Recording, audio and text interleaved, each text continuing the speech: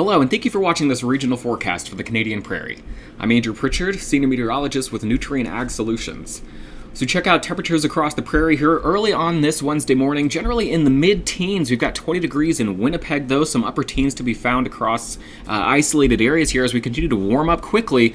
A very hot pattern across the prairie as we head through the middle and late part of this week. Again, we take a look at the satellite picture here, a big trough, a big area of low pressure spinning off the Pacific coast here. Meanwhile, flow coming up and over the top of this ridge, though, across the prairie, allowing heat to build, temperatures in the low to mid-30s as we head through this afternoon, tomorrow, and then even into Friday across some areas. Looking at the radar right now, pretty quiet. We've got some light shower activity generally north of Highway 16 across central Alberta into central portions of Saskatchewan. Edmonton may be picking up a few raindrops during the overnight and the early morning hours, and then same thing as you head over north of the Saskatoon area. So you look at the public weather alerts in effect right now. Again, a big area of heat warnings, again basically taking up the entire ag belt here across the Canadian Prairie, and this will last at least for the next couple of days with high temperatures each afternoon here between 30 to 33 degrees, if not locally higher in some areas. We'll look at those forecast high temperatures from the European model here. Again, low 30s, mid 30s across southern portions of Saskatchewan this afternoon, an absolute scorcher.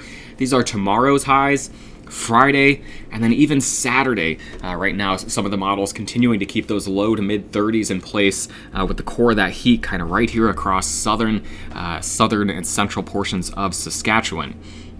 Again, all of this because of the pattern here, very amplified but progressive. So the good news here is while we've got an amplitude pattern that's bringing some heat into the region right now, it's not likely to get stuck like this as we head into the days 4 to 10 time frame. So the flow of the jet stream coming around the base of this trough, up and over the top of our ridge, and then around the base of another trough here across eastern Canada. So what we've got going on, cold air being forced to the south in these areas, but that means that the heat's got to go somewhere. So that heat right now being displaced across the western U.S. into the Canadian Prairie, record-breaking heat being found across this entire region here over the next couple of days. As we put this into motion, though, we are going to see some changes as we head into next week. Let me go ahead and take the drawings off here, and we'll backtrack into this forecast here and let it play out. Let's take this. There we go. Where do we get the jet stream off there? That's going to stay. All right, there we go. Let's take this into the end of the week now. We keep the ridge in place as we head into the weekend. That's why we're going to allow the heat to potentially continue building even into Saturday across at least southern portions of the prairie, before we slowly start to flatten it out. You're starting to see this trough over here begin to get squashed. We're seeing a couple systems ride up and over the top of our ridge, helping to flatten that out, such that maybe by the time we get to next week, this is the signal that we're seeing here, we get a little bit flatter flow across the prairie into the northern plains of the United States. That would mean more seasonably appropriate temperatures, and then also the potential for a more active pattern here with more significant storm systems tracking across the region with at least more organized chances for showers and storms. So we can take a look at that here. We'll look I don't know where I'm going with this. Look at some of the guts here of our flow here. We're looking at the 500 millibar vorticity pattern. And again, we use this to help pick out some of our bigger waves, our more significant waves here that could kick off some cloud cover, showers and storms, and generally unsettled weather. Right now, the ridge across the region, not much going on. You can see the big trough spinning away here across the Pacific coast. This one's going to start to fling some systems at us as we head into the next couple of days. So you see this first wave making its way across the prairie here as we get into the Thursday, Friday time frame. We're going to see another one come flinging out here. You see it as we get into the Saturday and Sunday time frame. And then as we get deeper into next week, getting into Sunday, now we're starting to see that trough being kind of squashed. We're seeing a piece of that rotate around and then come through the prairie as we get into the middle of next week. And this is what sets us up then for northwest flow across the region. And we would be able to see these storm systems then tracking across the region. Again, flatter flow, more seasonably appropriate temperatures. And then we get these disturbances tracking through. That brings a more regular chance for showers and storms. Over the next 72 hours, though, the high-resolution NAM model, let's go ahead and take this one through the next couple of days. Quiet for the most part as we head through the afternoon. I wouldn't be shocked if a widely isolated shower or storm goes up here across the southern half of Alberta later this afternoon and evening coming off the mountains. As we head into Thursday, Friday, This is when we see that first wave try to emerge here, rotating around the base of that trough, ejecting across the prairie late Thursday, maybe seeing some showers and storms then erupting across central and southern Alberta. A couple strong storms possible there Thursday afternoon and evening. We'll see this disturbance track then from west to east, making it into southern portions of Manitoba as we get into Friday afternoon and evening. So chances for a more steady rainfall here north of Highway 16 in the Thursday-Friday timeframe, and then chances for isolated thunderstorm activity, potentially some isolated strong storms here as we head through the afternoon and evening hours on Thursday and Friday as well. This one then clears the area Friday into Saturday. We'll see that ridge kind of set back up, allowing for more heat along and south of Highway 16 as we get into the day on Saturday, but we'll step back, taking a longer look at the European model here, and this will show that transition toward a more active pattern as we get into the next week. Again, here comes our Thursday-Friday system. This one's going to be pretty quiet as it makes its way through. Some isolated shower and storm activity south of it, heavier precipitation north of Highway 16.